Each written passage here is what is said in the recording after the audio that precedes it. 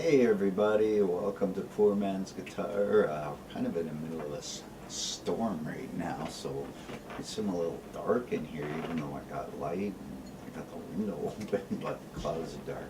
But anyways, let's begin. In our last episodes we were looking at the C major scale. So if you looked at all those patterns or figured out a bunch of patterns yourself, great. Now what I want you to do, as I mentioned in the other videos, make sure you apply those patterns everywhere. Just choose anywhere. Just choose anywhere to apply the patterns. You know, the 3-note per string exercises that I gave.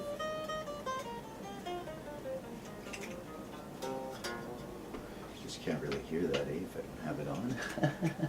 That's alright, but you get the idea because you should have already seen the previous videos. So that's it. Just take those patterns everywhere. Okay, and I want you to get your fingers, your dexterity great. Once that's done, in our next video, we're going to be going over where are the notes on guitar, okay? So don't worry about the notes where you're starting right now. Just choose frets and play them, okay? What I want you to do now, though, is after you've done all this practicing, your fingers are great. Hey, this is awesome. These patterns are easy now. And make sure you're alternate picking when you do it. You know, up and down. I'm just exaggerating here. It's weird. So you get the idea. Do that for all the notes, and then I'm going to get into economy picking with you guys, because in my opinion economy picking is just, it's better. You're going to get guys that are going to argue stuff, but the thing is they'll go, well, alternate picking's better. Well, you are alternate picking when you economy pick, so it's just odd. It's just you start the alternate pick where the string is, more or less in the direction where you're going. That's all. But same thing, it just moves things faster. So I'm going to put up this chart here, or is it here? It's somewhere here. Take a look at it. What I want you to do is look how everything's set out here, okay? So we have like I got to look at the chart just to make sure, because I have a bunch of charts. I got the right one here. Okay, so you notice you got from A to G here, right? So what it is that you notice you got the Roman numerals there going across, right? 1, 2, 3, 4, 5, 6, 7, so forth, right? So what each Roman numeral represents is the degree. Remember in our previous videos I told you to remember one. Oh, let's start over here. 1, 2, 3, 4, 5, 6, 7. Remember I said to remember those notes. Well, that's kind of what that is. Take a look at the C in this diagram, okay? Now, you notice C goes D min, E min, F, G, A min, B dim. Okay, well what this means is you have C as our root, our parent scale. This is going to be our C scale because that's our root and parent. And this is kind of how keys work too, and we'll get into that later on also, okay? So now you notice you got D minor, right? So what all this means is we got our C, and then in the harmonization of the C major scale, which just basically means the chords that go together with it in the next sequence of its degrees. So in other words, we have a C. You don't necessarily have to use notes. You can use chords, because that's really the idea. So use a C major, and then we're going to go to a D minor, and then we can go to an E major, or E minor, I mean. And do you see how nice that sounds? We got C major, D minor, and then E minor, and then you can go with the F, and then you can go to G, you know, then A minor and so forth up the scale, right? And then don't worry about the B diminished so much right now. It's hardly ever used in a sense, okay? Well, these explanations for things will will be in a later video, but I just want you to focus which actual major keys have sharps in them and how many, and maybe even a flat in it somewhere, okay? This is what you need to look at. So forget that the min and mins and the dims are there, okay? So look across at the A. We have A, B, C sharp, right? And then we have D, and then we have E, then F sharp, and then G sharp. So how many sharps are in that? Well, I count 1, 2, 3. So we have 3 sharps. So now let's go down to B. What do we have here? We have B, C sharp, D sharp, E, and then, oh, what's that?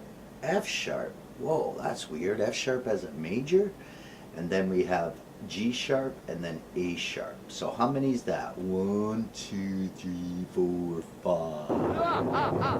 Okay, so you get the idea. I want you to look at them all, count which ones have the sharps and how many, and memorize this if you can. And then look at the F. As you can see, that's not a sharp in there, is it? No, that's a flat. So remember, the F has the flat, okay? Let's see, what else we got on here in case you have questions. Well, that's really about it for now. Like I said, don't worry about the min and the dim and stuff like that for now. I just want you to look at the letters across each major key so you understand the sharps and stuff. Like, for example, see, we've played the C, right? Like up here, the do, re, mi, or C, D, E, F, G, A, B, C. But here it's different, because now if you look down at the second chart I put up where the sharps are in order now, it'll be G, A, B, C, D, E, F sharp, G. So the G has an F sharp in it, 1.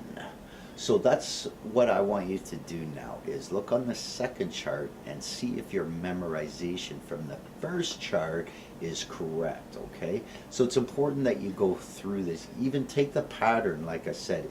If you don't know where the notes are, that's okay. It doesn't matter. But if you do know where these notes on the top string are before you got to my videos, then definitely take a look at it. Look at the chart and go, okay, well, we got G. Okay, what about F? So we go F, because we know the 3-string pattern already, right?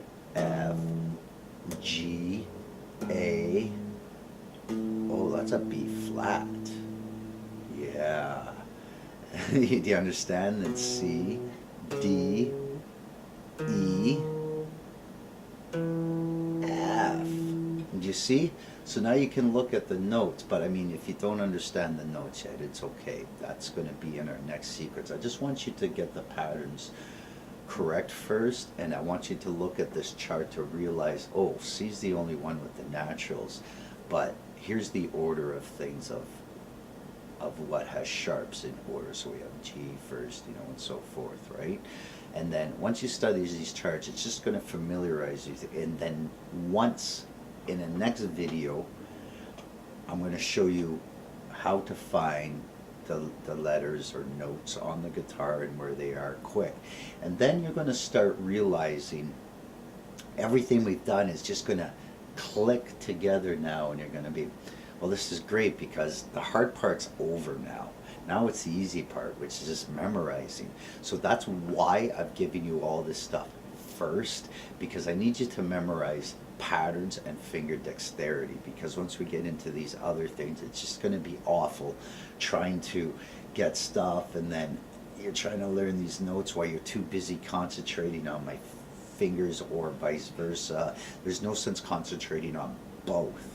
You need to get the finger dexterity so you don't have to really think about it so much when you are concentrating on something. Because remember I explained, when you concentrate, it screws things up. It does. It screws me up. It screws a lot of people up, man. Believe me. Because you're sitting there concentrating too hard. I think is what it is. It's just, you'll see, I'm sure, if you haven't already. Okay, so that's all I want you to do for this video. There's not much to it. Just continue the patterns. Notice the C is all natural. natural, no sharps or flats. And notice these other keys. The first diagram, it doesn't put the sharps in order, but I do it on purpose because I need you to just look at the chart. Which ones have sharps in it? How many?